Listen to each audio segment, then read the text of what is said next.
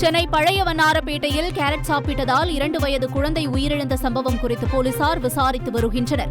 கொருக்குப்பேட்டையில் உள்ள பாட்டி இல்லத்தில் திடீரென மயங்கி விழுந்த குழந்தை லத்திஷாவை பெற்றோர் ஸ்டான்லி அரசு மருத்துவமனைக்கு அழைத்து சென்றனர். குழந்தையை பரிசோதித்த மருத்துவர்கள் ஏற்கனவே இறந்துவிட்டதாக கூறினார்கள். இதனிடையே தனியார் மருத்துவமனையின் தவறான சிகிச்சையால் குழந்தை உயிரிழந்து விட்டதாக உறவினர்கள் குற்றஞ்சாட்டியுள்ளனர். சம்பந்தப்பட்ட தனியார் மருத்துவமனை மீது நடவடிக்கை எடுக்கவும் வலியுறுத்தியுள்ளனர்.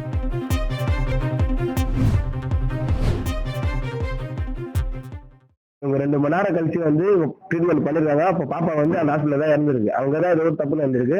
பாப்பாக்கு மூக்குல டியூப்லாம் போட்டிருக்காங்க. நான் பார்த்தேன், டியூப் போட்டிருக்காங்க, எல்லாமே பண்ணிருக்காங்க.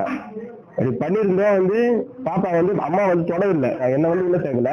அம்மா அப்பா சொன்னது வேற, அவங்க அதை மென்ஷன் பண்ணி கொடுத்து எஃப்ஐஆர்ல கொடுத்தது வேற. அதுக்கு சம்மந்தம் இல்லாம கொடுத்துருக்காங்க. ஹாஸ்பிட்டல் மேல கேஸ் போடணும். எனக்கு ட்ரீட்மெண்ட் பார்த்ததுக்கு 2 மணி ட்ரீட்மெண்ட் பார்த்ததுக்கு எனக்கு அதுக்காக ரிப்போர்ட் வேணும். செய்திகளை உடனுக்குடன் தெரிந்து கொள்ள உடனே சப்ஸ்கிரைப் பண்ணுங்க.